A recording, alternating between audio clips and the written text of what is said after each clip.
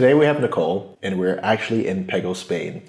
And I wanted to interview Nicole because her story sounded really familiar to me. One of my videos where I'm covering my cheap house in Italy that I paid 5,000 euros for had gone viral.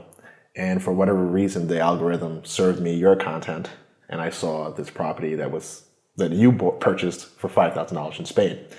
I also am considering relocating to Spain, and I reached out because I wanted to know how similar was your story to mine, and if they are selling cheap properties in Spain just like they are in Italy, and kind of all the information around that.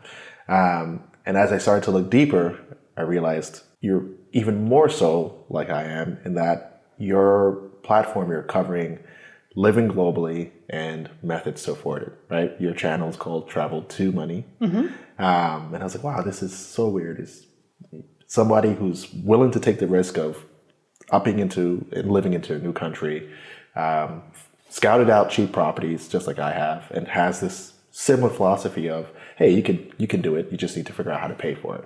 So I want to have you here, and thank you for coming and taking the time out to get me acclimated with Pego. And I'm really looking forward to what this city has to offer. Thank you for having me. I'm excited to be here today. Awesome. So the first thing I want to kind of get to is, what was the catalyst that even got you considering living an international lifestyle? Sure. So I work for a nonprofit organization, and we do work all around the world. I was living in Colorado at the time, and I was sitting in my basement apartment when a coworker of mine sent me a link to a blog.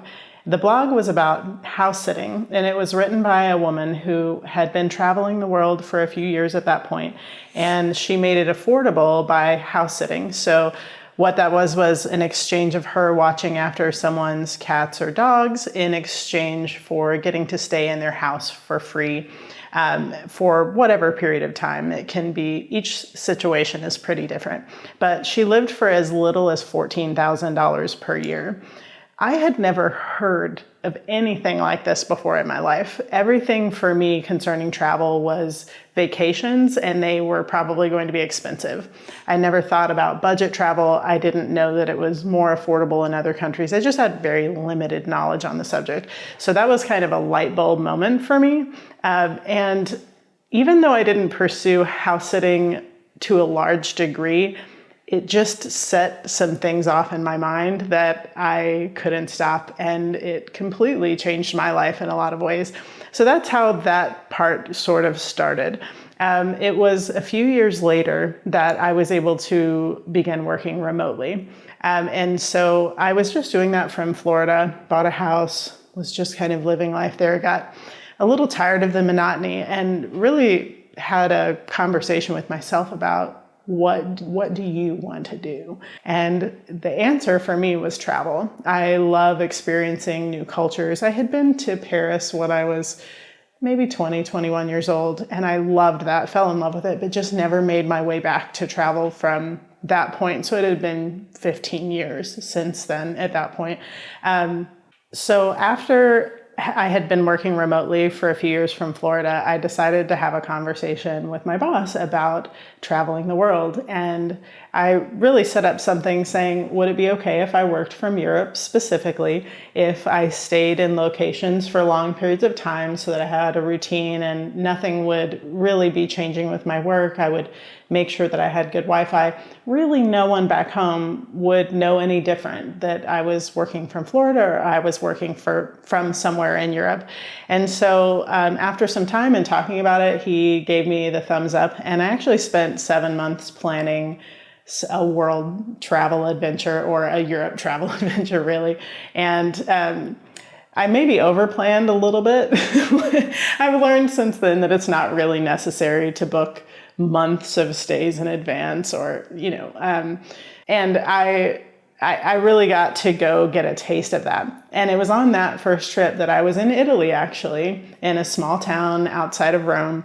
And I thought to myself, I wonder how much one of these sort of mountainside homes, they were little homes built into the side of the mountain. And I thought, oh, well, I wonder how much one of these would cost. And I Googled it, just looked up some different properties in that small town. And there were some homes similar to the one I was in that were selling for around 30,000 euro. And that was another light bulb moment for me. And I thought, I've never heard of a house costing only 30,000 euro. Now, they might have needed a little bit of work, but it didn't matter. I mean, homes in the US were so much more expensive. And so at that point, I started to begin to develop a dream of owning homes internationally. And it took about 2 months before I realized that Artena, Italy probably wasn't the only place where you could find a home for 30,000 euro or less. And so I started doing a little more Googling, found that there were properties in Spain, France, Portugal, Greece, and then kind of poked around South America, but I haven't done as much research in that area. So I know that you've done quite a bit more there. But that's kind of how it all started for me, or the progression of that journey into learning about living an international lifestyle, how you can travel the world on a budget, you can do it before retirement, and you can buy homes all over the world if that's something that you're interested in. Right. So I kind of want to go back and try to understand the progression a bit. So you were living in Colorado. Mm-hmm. At that point in your life, you had traveled already once to Paris? Yes, and I might have done a few other vacations to other countries. I think I'd been to Aruba before, maybe Bahamas, some things. And then I had done international travel with my work that was more to developing countries. So I've been to Haiti 5 times. I've been to Iraq once at that point. I went again out to Iraq after that. So I had done a bit of international travel, but not really budget style travel, and I hadn't spent a lot of time in Europe, which has become a favorite for me. I hadn't been to anywhere in Asia at that point. And so that's kind of where that all began. And then you moved to Florida, and while in Florida is where you started to get the idea, or was it still after you saw that article that the seed was planted, but you still didn't act on it for some time? Right. So when I was in Colorado, I wasn't working remotely just yet. I was working for the organization that I was with. Now, I had lived in Florida before. That's sort of been my home base ever since I was around 20 years old. And so when I moved back to Florida, that's when I began to work remotely.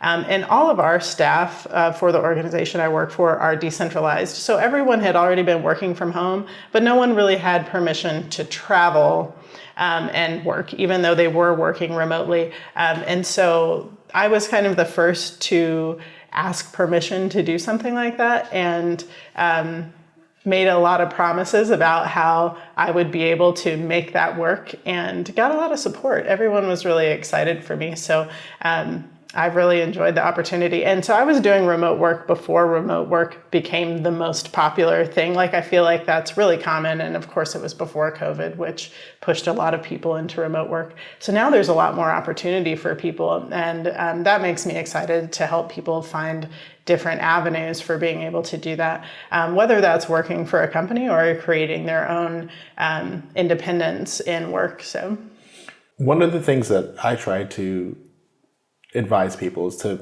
actually go in and negotiate with their boss or with their company for a remote assignment. Because I find that a lot of people who are thinking about living globally or want to retire young, et cetera, their main concern is, well, how will I pay for this? Right. And I'm like, well, as a business owner, if I had an employee who approached me and said, hey, I'm going to live internationally, I'm willing to take a pay cut, I'll go 1099 or whatever the case may be. I was like, these are all saving opportunities for me while still retaining a really quality employee, especially if they're a quality employee. Can they execute the work, et cetera? And I was like, just have a conversation with your boss. So I'm kind of curious how the conversation went with your company and what was like the negotiation and what did you offer? Sure, absolutely. And I think offering something is very key to that, because it's not just going and saying, can I work remotely? It is saying, I would love to work remotely, and here is how this benefits the organization that you're working for. And so it is a negotiation, and it's also about relationships. I have a great relationship with my boss. We've worked together for a long time. I trust that he cares about me, and I know not everyone has that set up in their work, but hopefully they do, and hopefully we're working toward a world where we care about our employees and we build relationships with them. So I think it all starts by being a great employee first. Yeah. For sure. The crappy one is going to be like, oh, you know what? I'm glad you brought this up because I wanted to talk to you. Right. Maybe traveling the world may be the thing that you need to do, but not on my dime. Exactly. So having that trust built because you do a good job at your job is, I think, where a lot of that starts. And then for me, it was a conversation about what would this look like. I went to him before I had developed any specific plans, but I laid out for them exactly how basically they wouldn't notice any difference in my work. I wouldn't be working any different times. So when I'm here in Spain, I actually work from 3 p.m. to 11 p.m. To match those Eastern Standard Time hours that I was working. So I'm still holding the same meetings that I would usually hold. I'm doing work at the same time and in the same process that I would back home. And so I think for me, it was setting up those things like, I'm not going to jump around and be traveling every other day. I'm going to settle into each place that I visit. So it was just listing key items like that would give them comfort, right? I said, you're still going to be able to call me on my cell phone. Like nothing was going to have to change for anyone. And really spelling out a checklist for how that would look was important. So I had that conversation with my boss, and he's a very thoughtful person. So he's not someone that's going to give a really fast answer. He really thinks through things, which I appreciate.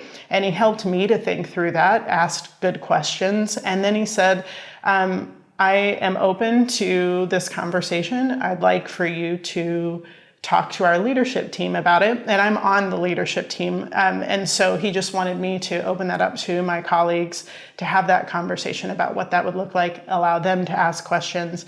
So a couple of weeks later, we had that conversation with the rest of my colleagues on the leadership team at this organization. And it was really exciting because they were excited for me. They thought it was really cool and they thought, well, this is fantastic. And so I got a lot of support from them. One of the people on the leadership team that's a very detail-oriented person had a lot of questions. She didn't quite understand how the meeting times were going to match up and how that was going to work. And once I was able to just answer those for her and explain in detail for her how she needed to understand that was really easy. And so I got a lot of support from everyone, got a thumbs up, and was able to start the process of planning for me. So, did it start a trend within the organization? Anybody else who said, you know what, I might want to do this? I think that some of them have looked at that as really having the freedom to be able to do that. Most of them have families and lives that are in more of a cycle than mine was. And so I just had a bit more opportunity personally to be able to make that kind of change. But yeah. So right now, how do you split your time between, because when we first spoke, you were in the US. Yes. So how are you managing your time and kind of the permissions associated with living internationally, like visas and... Right. Well, it's before COVID happened. I was traveling the world with my best friend, and we had been going for about 9 months. So we started in March of 2019. And then when 2020 came around, of course, I got stuck in Florida and wasn't even, that's another interesting thing. And you probably learned some about this with COVID, but no one had ever imagined a pandemic. And I wasn't able to come to my house in Spain for about 1.5 years because I'm not a resident here. Mm-hmm. And so I had just never imagined not being able to go to a home that I owned. Yeah. That was a really interesting process. Hopefully we never have to go through anything like that again.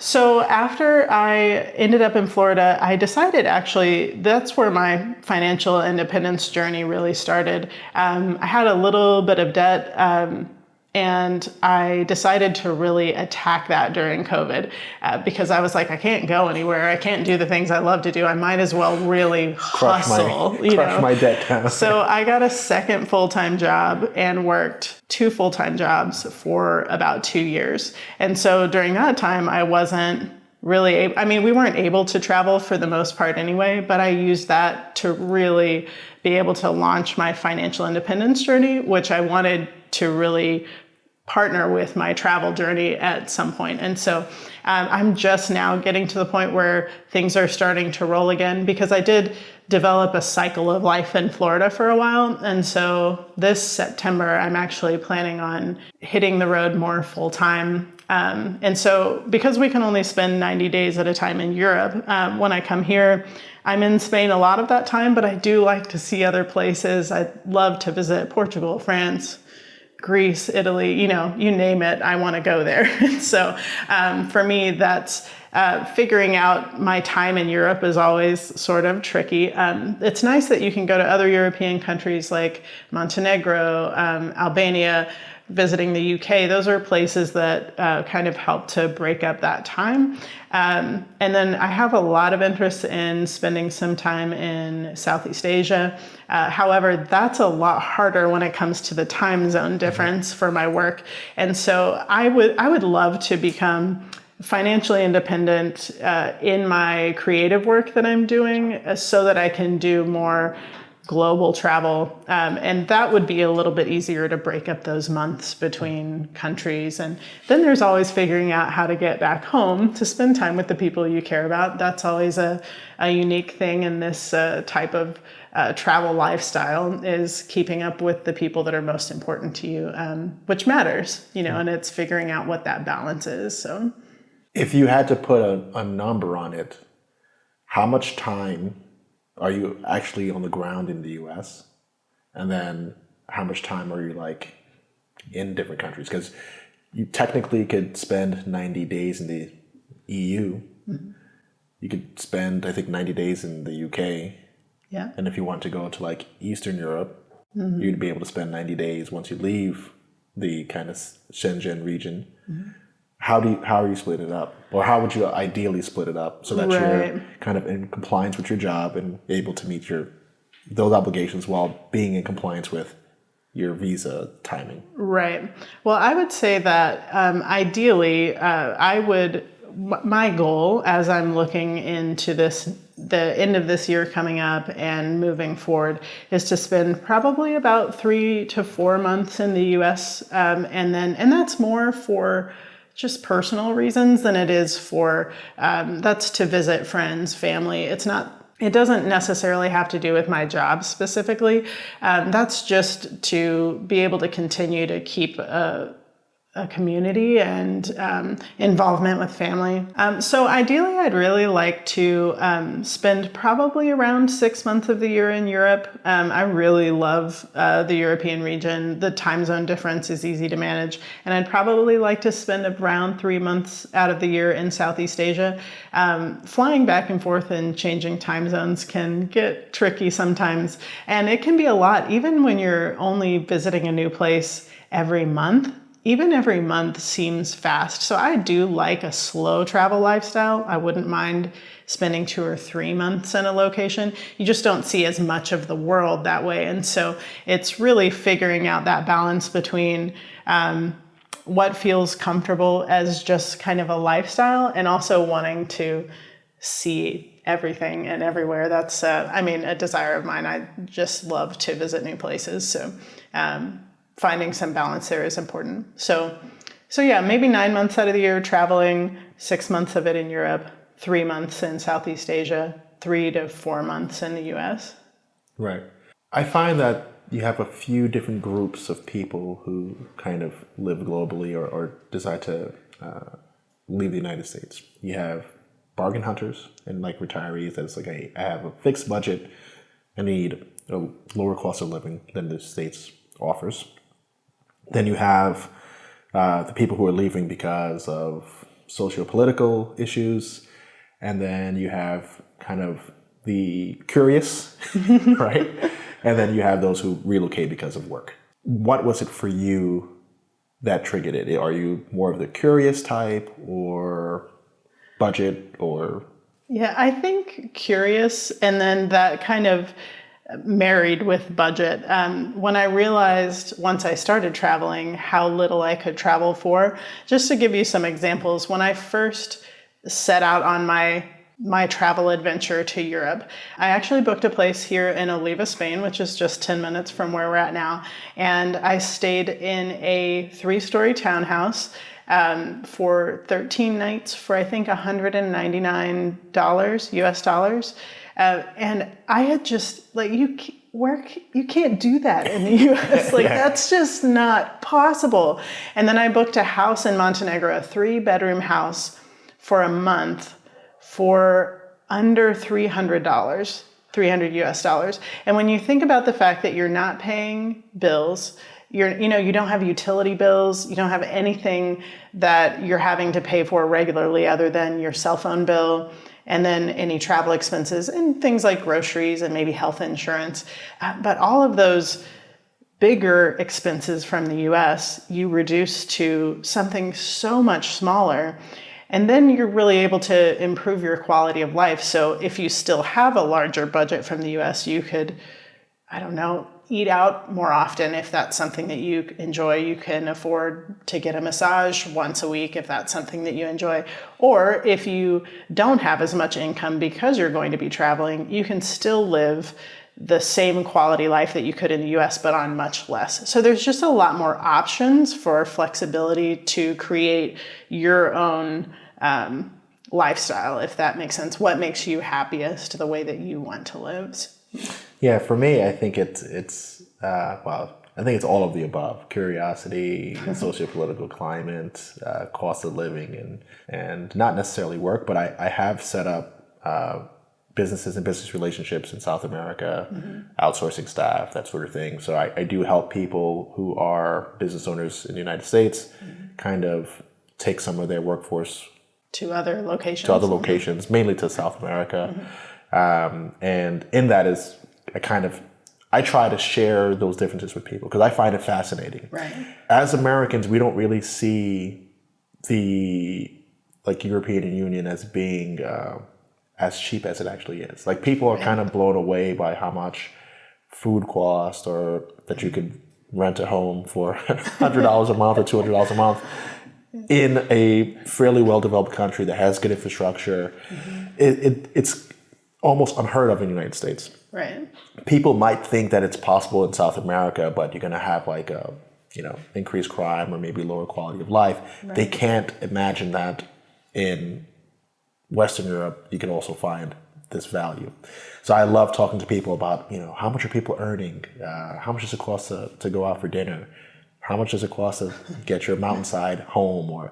And I find that really fascinating, and I love to share that with people so that they know that there are affordable options and that they can actually improve the quality of their life, not necessarily by having to increase the amount of money that they make. A lot of people in the States are married to the dollar in a way that, and it's like average income, everybody feels that they can hit it. Right. But most people will say I need to make $300,000 a year to live the lifestyle that I really would want to live in the United States. It's like, well, you don't need to make that much to live that same lifestyle in 75%, 80% of the world. You can live what $200,000 buys you for probably $60,000 to $80,000 in most of the world. And, in certain pockets of Western Europe, you certainly could do it too. So let's talk about the money piece of things, right? Okay. Like I said, the first thing that attracted me to Pego and wanted to learn more about this place was that you bought a house here for $5,000, and you don't have one house, you have two houses, right? The other house you paid $20,000 for. Yes. Right, or around that. What would you say is the amount of money that someone needs to live here in this town? Including buying a house, or maybe? Let's kind of talk about, I guess those are two different categories, right? Let's just first talk about someone who was renting here. Okay. Decided that, hey, I'm not sure if I want to commit to buying a home, but I do want to live in Spain on the cheap. What does it cost here? from a renter's perspective? Sure. I think first you want to start with where they want to live, probably, because Spain is a pretty large country. Right here. And so right here in Pego, I think we would say, I know of someone that I actually met through Instagram, that she is from the US, her husband is from Poland, and so they have the ability to live anywhere in Europe full time. And once she saw my Instagram, she decided to come check out Pego, and she and her family are renting a beautiful villa with a swimming pool, and I think it's for around €500 a month. And it's just, and that is including their electricity and everything, sort of like an Airbnb, but they're renting it more long term. So like 6 or 7 months while they look for a place to buy. So when it comes to the rent, you could find something for probably around that cost. I do think some things can be seasonal here. They do have a really high tourist season during the summer. A lot of folks come from all over Europe to places like Denia. But in Pego, this isn't as much of a tourist town, so you could probably find a pretty good rental for around €500 or €600 per month. And I sometimes use the euro and dollar interchangeably. They can be really close. Sometimes they're further apart, so it depends. But they are, I think, generally close enough that you can say euro and kind of assume the dollar amount's going to be fairly close. So €500 for housing, right? Mm-hmm. The women that I spoke to last night, one was renting a room for $150 a month. She said that her boyfriend pays $300 a month for his apartment. Oh. And then you're saying that this family is in a home with a pool, so it's like a freestanding house, mm-hmm. and they're guesstimating around €500 or €600. Mm-hmm. Beyond the rent, what other expenses kind of do we bundle in? So transportation would be something to think about. If you're going to just live locally and you're not trying to travel to a bunch of places, you wouldn't necessarily need a car. When I park my car here in Pego, I might not drive it for a week or two if I'm not planning to go to another city, because everything is walkable once you're in the town that you want to be in. And I think that goes for most places. Now, if you're going to live in a villa that's on a mountainside, you might need a vehicle to rent. I do find that vehicles can be very cheap to rent in Spain. Some of my best car rentals here have been under $1 a day for the car rental. However, since COVID, I do think during COVID, they liquidated a lot of their cars. And so I have found that it is a bit more expensive, but still very reasonable. And then that's another thing that can be seasonal. So if you're trying to rent a car during the summer or during Christmas weeks, Christmas and New Year, that sort of thing, it might be a bit more expensive. Because of Christmas, actually, that's when I decided to buy a car here. I found an old Honda CR-V that was in great shape and bought it for about €1,400. And so I think, and then I pay maybe €300 a month for car insurance. And so you have 300 a month. 300, I'm sorry, a year. Okay. For car insurance. It's like 4 times a car in a year. Well, that's not quite right. And then I feel like groceries, you could spend probably around €100 a week or less.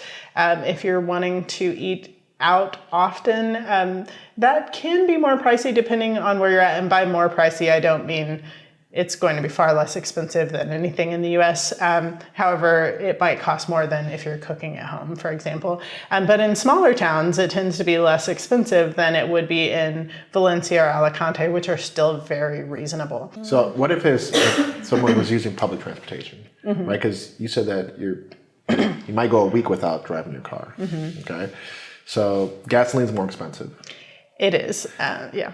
So how much do you think you spend a month on gas? Well, we've been here about 3 weeks this time, and gas has gone up largely in part due to the war in Ukraine. I don't think it was that much more expensive before.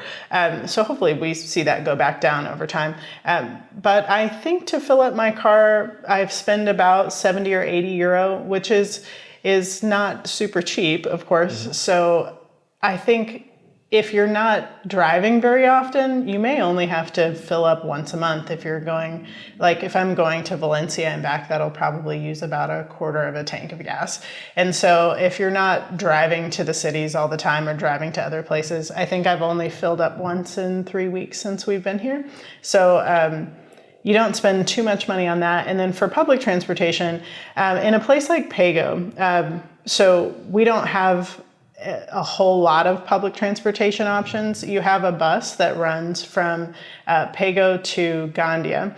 And I think you can also take a route that goes toward Alicante. And then Gandia is a bit of a bigger town, and they have the train that goes to Valencia. So then you could take a train from Gandia to Valencia and back. And the bus times are somewhat limited, so you'd have to be back by a certain point in the day. And so that you can completely arrange that at an affordable cost. I've never actually done that because I've always had a rental car or had my car with me. But I think public transportation is fairly inexpensive, and it's available for you. It just might take a little bit more coordination when you're living in a small town that doesn't have its own train or something like that. Gotcha. So let me try to sum that all up. $500 for a decent home, $100 a month for gasoline, $100 a week for food. So that's what, $400, 500. That's about $1,000 or €1,000 plus or minus 20%, right? So we're at 1,000. What about entertainment and I guess other expenses that aren't just the raw cost of living? Sure. One of the things I love about Spain is they're always celebrating something here, especially in the Valencia region. I can't tell you how many times I've heard a band walking down the street at midnight because they have something going on.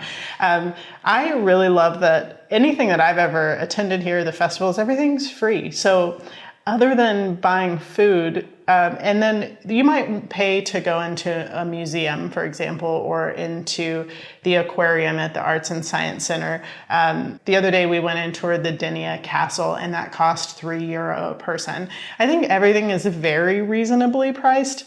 And so for me personally, being here is a lot about just experiencing the relational culture. It's going out and having a coffee, which is only going to cost you €1, maybe €2 tops. And so it's really just about experiencing the culture. I don't think I spend very much money at all on outside entertainment options other than maybe paying a few euro to go into a museum or experience maybe going to a movie or something like that. That would still be under €10.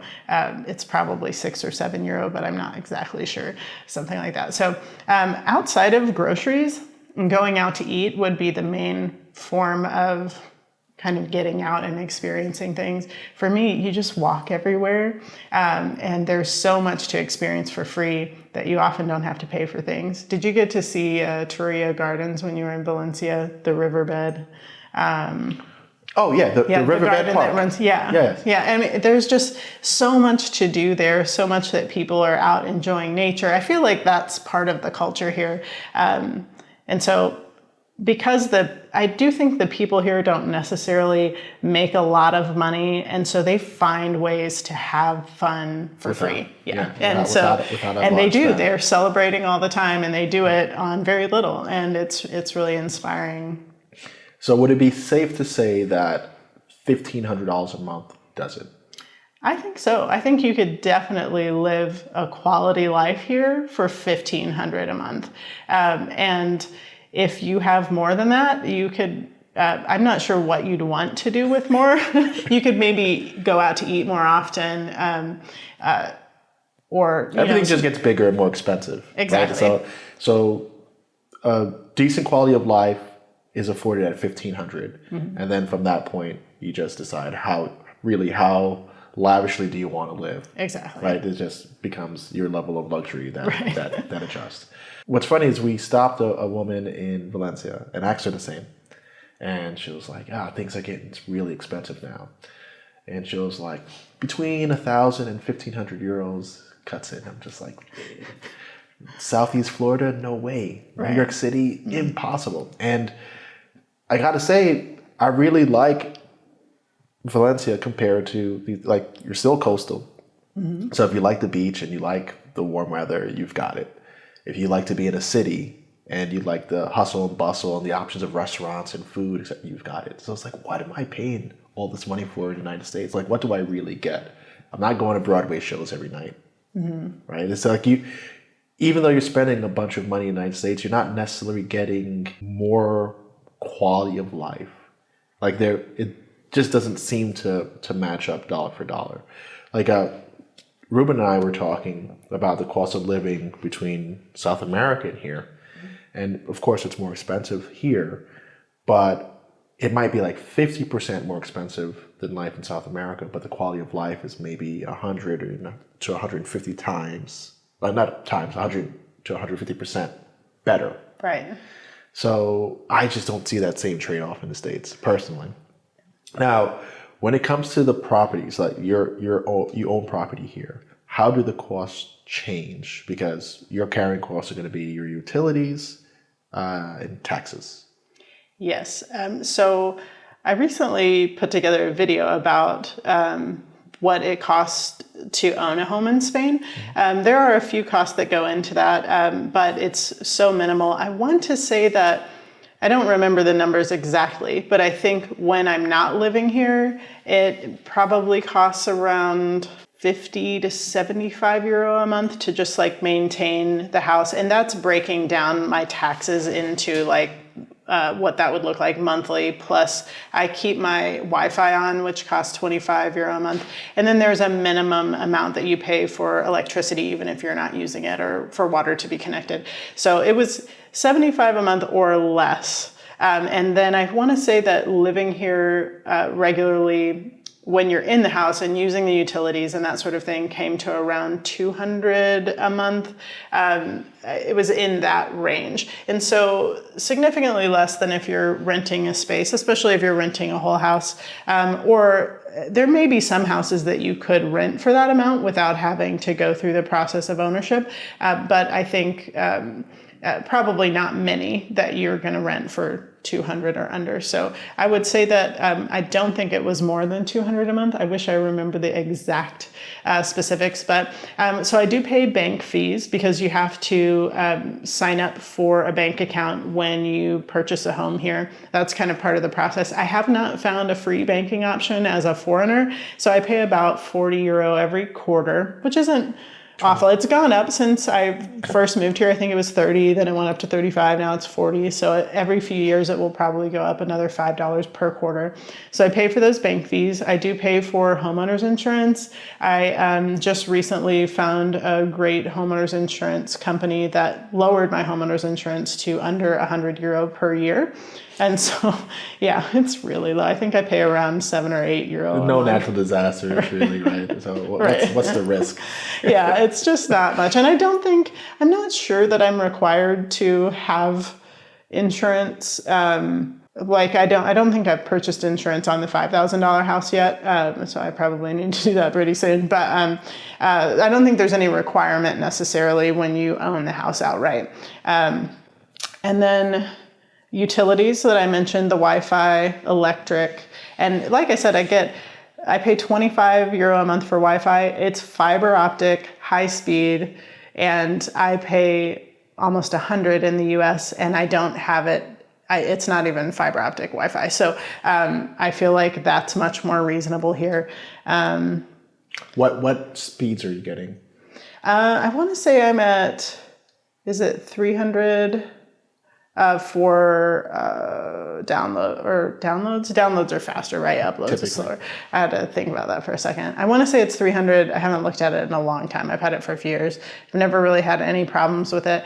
When I first moved here, setting up internet was an awful experience. However, when they brought fiber optic in, they were able to get me set up within a day, and it's just so much easier for anyone buying a house now than it was a few years ago. So very affordable in that aspect. And then taxes, and there are various taxes. I honestly don't couldn't even tell you what each of them are.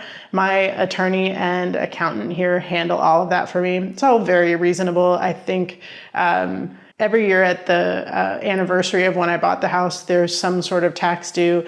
There are other taxes due that have to do with like garbage pickup and just like city tax sort of things. And then I believe I pay a road tax every year for my car.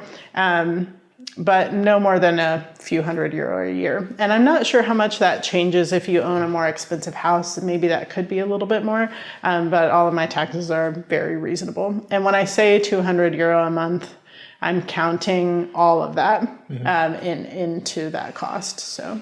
Okay. And when it came to purchasing your home, so the $20,000 home was in better condition. I think it's a little bit larger than the other home, right? What did you feel that you needed to spend to get it livable first and to get it to your liking? How much did that cost? Sure. So when I bought the house at the time, the dollar was worth a little bit less. So the €20,000 cost me about $25,000 for the house itself. And that included, I believe, my attorney fees, everything at the time of purchasing the house. Now, this house was in great shape. It did not need a lot of work. The only thing that we had to do was the middle floor had some really old tiles that were kind of needed replacing. And so we retiled the entire middle floor. I decided to retile the utility room and the bathroom floors just because I didn't like the tile that was there. And the person that I was hiring to do it had a very reasonable hourly rate and was really good at tiling. So that's what I opted for in those situations. The house actually came furnished. I didn't love all the furnishings, so I decided to paint a lot of the wooden furniture that was left. I did that myself. I painted the doors in the house and just some other little projects. And then the guy that I hired, he's kind of handy with everything. He can do anything. And so I decided to just kind of dream up some furniture with him. And I have very limited space because it's a narrow house. And so I asked him to help me build a headboard that could also operate as a nightstand. And I built some kind of furniture that instead of putting an entire wardrobe in, for example, we created a hanging rack with a shelf. So kind of like more exposed look in the rooms. And so he helped me developed that bedroom furniture for the 2 bedrooms. We did projects like that and everything all in. Well, then right before I left to go back to the US, I ended up with a sewage problem in the house. It was a very disgusting adventure. Yeah. And so I had to ask for his help, get a couple of different plumbers in, and we had a huge undertaking that actually had to continue after I left because I couldn't have any more days in Spain. And so that was pretty pricey, kind of happened at the last minute. So that included, I probably spent $5,000 getting the house ready to go. Now I did move right in because the house was livable. We just had to do those tiling projects. So there was a lot of construction going on for that first 30 days. But so $5,000, totaling around 30, it might have been 31 or 32. I don't have the exact numbers, but that got me into the house. It's 2 bedrooms. They listed it as a 3, but they counted the upstairs, which is really more of a living space. So I'd consider it 2 bedrooms with 2 terraces that have beautiful mountain views. So about 30,000 at that. Okay. And then just for reference, I kind of have an idea what most likely happened with your sewer problem, but you're dealing with either a clay pipe or a iron pipe that kind of corroded over the years and had to be changed out. Is that what you were doing? Yeah, we had a clay pipe that had collapsed, and I think there were also issues when they got down in there. So we had just retiled the utility room and the bathroom when this happened. And so we had to dig up the tile that had just been laid. So first there was a massive hole under the toilet. Then they realized that it went into the utility room and we had to remove the washer dryer. dig up under that area. And so, but you're right, it was clay pipes, but there was also, like, they pulled an entire washcloth sort of towel out of the pipe. And it was like, how did that get in there? Things like that were coming out of the pipes. So it was kind of a mess. It seemed like there had been some sort of clog, a joint that was not easy for things to get around, and then also the clay pipes crumbling at the same time. So my friends that stayed to do the work after I had left actually came up with a really genius idea. And instead of putting the new pipe in and then just filling the area over the pipes, they built a brick structure around the pipes and then laid a board down and sealed that to the floor, so that if we ever need to get back to the pipes, right, we just remove the washer dryer, lift up the panel, and then they have direct access to the pipes again. So we might never want to go through that whole process again. And then they switch it out to vinyl? Like what's the... I actually don't know. It just said... That happens though. Thanks, guys. Fix the problem. Yeah, so they went from clay pipes to iron pipes to... I think we used some sort of like PVC. Yeah. And then after those iron pipes, we started to use like this tar paper and asphalt pipes, which of course is a disaster. Right. Those go bad in like 15 years. And now they've moved on to PVC, and supposedly those are supposed to last a lifetime. A note for anyone coming to stay anywhere in Europe. The pipes here that were built long before we did a lot of sewage in the US were about maybe half the size of what our pipes are. So things that we typically flush down toilets in the US don't get flushed here. And in many places, many Airbnbs I've stayed at throughout Europe, they ask you not even to flush toilet paper. Mm-hmm. So there's a little bin, and that's just very common. That's for us in the States, we might say, oh my gosh, like, everything goes in the toilet. Right? But you get used to it. So be careful about that here. Yeah. You could really give someone a big problem if you're flushing. Yeah, a $5,000 bill. Right. It could get pretty bad. Totally. Okay. What advice would you give somebody who is living in the United States and thinking about taking the plunge and living internationally? Well, I would say first, you can do it. If you really want to, absolutely 100%, you can travel the world. It might take some time, it might take some planning, and everyone's situation is different, but you have to believe you can in order to really make that first step. But I would encourage people to try to meet other people in the community who are traveling, who are working virtually. And there's a lot of inspiration there, but there's also a lot to learn. So I would just encourage everyone and say, you can do it if you want to, if you believe you can. There's a whole world out there to explore. So, what were your fears in leaving your home country? I think for me, the first time I traveled, it was solo, and it was more battling other people's fears than my own. I'm not someone who thinks a lot about what might go wrong or what might happen. And so I had a lot of people that were just afraid for me. Oh, you're a single female and it's dangerous, or this might happen and that might happen. So I actually struggled more with other people's fears than I did with my own, and helping them to overcome that fact. And then I think I wondered, I'm a very relational person. And so I wondered how I was going to handle being in scenarios where I just didn't have my people around me. And so I've learned a lot through that process. And as it turns out, there are people that I meet and come to love all over the world. And I really value those friendships and relationships that I've built. And so, yeah, it's just been a process for me of believing that there is something good everywhere you go. And finding that to be true has been my story. If you had 1 minute to share a valuable lesson with the world, right? Got the world's attention, and you have 1 minute to tell them the most insightful piece of information you possibly could, what would that be? I think on this journey of learning to travel the world, learning various ways to make money, There's something that I learned a long time ago that has really stuck with me, and that is that relationships are really the most valuable thing that you will ever have.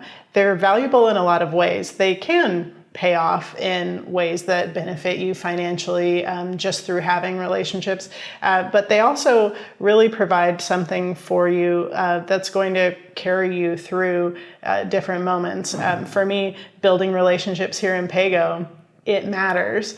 Building relationships while I'm on the road, it matters. Keeping those relationships back home, building business relationships, it all matters. How you treat people, how you are received, how you try to honor other cultures, all of those things come into how we want to build relationships with other people. And there is nothing that has been more valuable in my life than learning to build relationships with other people. In the interview, you made it clear that you need to make time to nurture those relationships, right? But you need to come back to the United States and kind of keep my community going. For people who may not have the social skills, if you feel that relationships are so important, what advice would you have to people who kind of struggle with that, and how to form new relationships when they're coming to a new town? For you, it might be easy because you might since you value it so much, you have a lot of practice, right? How do you go about developing these new relationships? Well, there's something that I've learned in the difference between traveling solo and traveling duo. And one of those for me was building relationships, because I traveled the first time all by myself, and I traveled the second time with my best friend. And they were completely different experiences. When I was by myself, I was so much more likely to strike up a conversation with someone. When I'm having dinner, to start talking to someone next to me. When I'm walking on the street, for people to feel even comfortable approaching me to speak to me.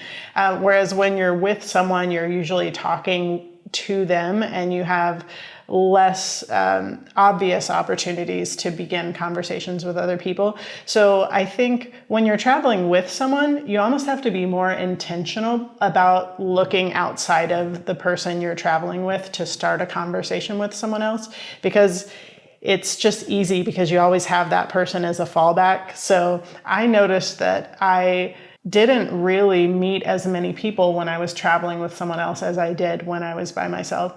And then I think honoring culture is really important. So when you're traveling, really making an effort, trying to speak the language, even if someone can speak English, trying to honor their language and speak in Spanish. My Spanish is just not there yet, but just making that attempt. What are you doing to learn how to speak Spanish? Well, I love Duolingo. I'm a big fan of that. I grew up around Spanish. So I'm from San Antonio, Texas, and then I've lived in Florida for most of my adult life. And so I'm pretty comfortable around the language. But there was nothing like moving here and buying a house that really launched me into.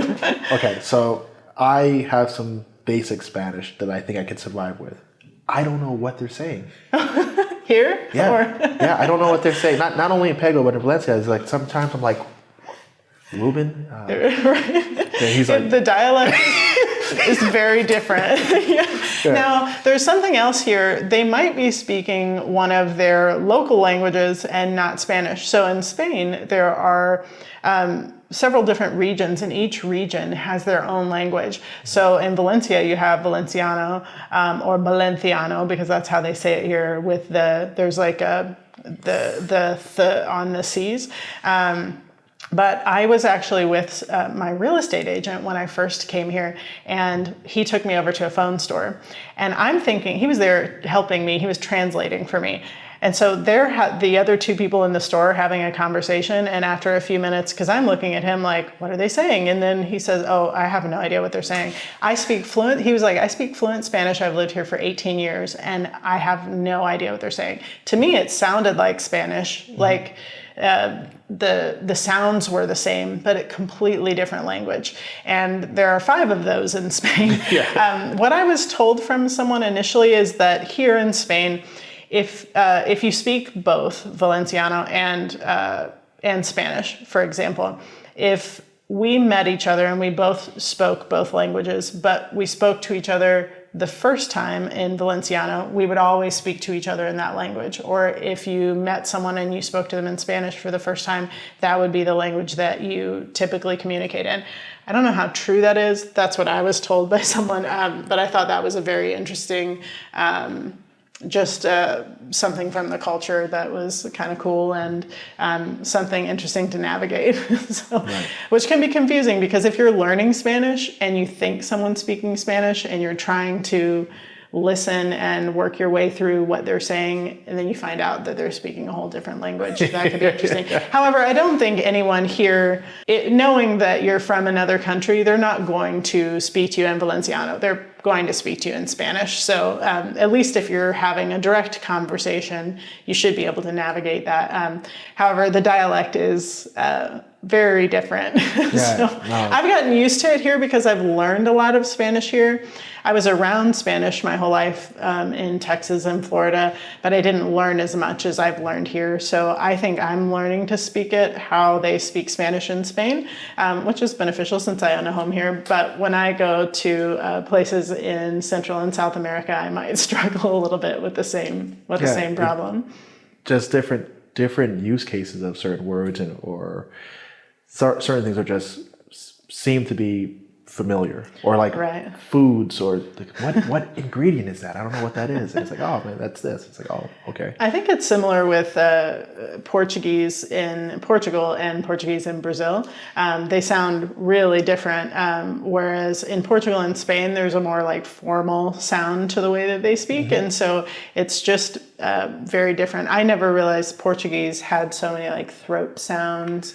Kind of like nasally and throat sounds, more like French. But you wouldn't hear that as much in Brazilian Portuguese. It gets, depends on where. Right. It gets like it also is throat and nasal, but also like, I don't know how to describe it, like more in the mouth. Right. Too.